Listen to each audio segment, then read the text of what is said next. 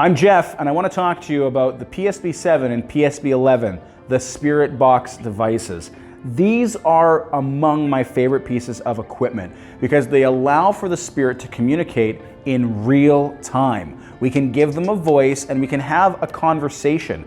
This is an absolutely invaluable tool. Our original one that we utilized for the first couple of seasons of The Other Side, the first 4 seasons in fact, was the PSB7, this very sort of small pocket device which has a radio built into it. So let me explain how the PSB works.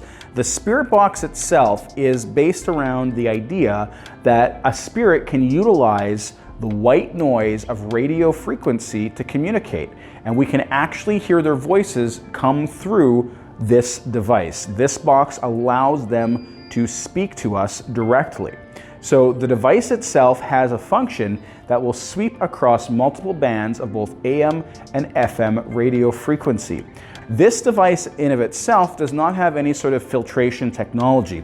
Coming to the PSB11, which is the new model that we are using on this season of The Other Side, this is the first time we've ever been able to use this. This essentially has 2 of these units built into it. So what this means is that you can have the radio frequencies sweeping both forwards and backwards at the same time across multiple bands of information. It gives you a much broader spectrum and a much easier time communicating with spirit. I love this new model because it also incorporates a temperature sensor. So you can actually have an audible alert if the temperature around the device shifts and drops. So if all of a sudden there's a cold spot that we begin to pick up on, this will actually register that and we'll be able to use that potentially as a piece of evidence. The coolest part of it though is the mute function.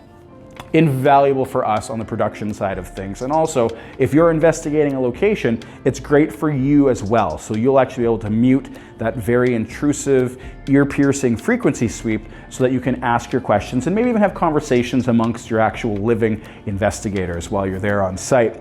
The Spirit Box is phenomenal. It's just, I can't say enough about this type of technology. We have been able to capture some pretty incredible vocalizations over the course of history for TOS. In fact, there's one that in my mind is completely, it outpaces almost anything else I've heard any other investigative team capture using this piece of equipment. It was episode 1, season 1. The first episode that we shot, I don't recall exactly when it aired, but it was us investigating the Western Development Museum Curatorial Center in Saskatoon. You'll recall we came into contact with a spirit named Daniel, and we actually were able to talk to him using this device.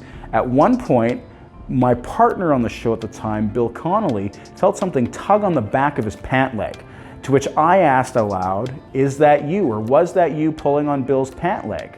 And you heard very clearly a voice say, "That's me," through the Spirit Box. It is chilling. And to this day, it's still one of the clearest examples that I have in my mind of interaction using this device. The Spirit Box truly is an invaluable tool for you as an investigator, and I cannot recommend enough picking up something like a PSB11 or even an older version of the Spirit Box, something like the PSB7, for utilization in your own investigations. We love this tool on The Other Side, and I think that as an investigator, you need to have this in your toolkit. Thanks so much. That is the Spirit Box.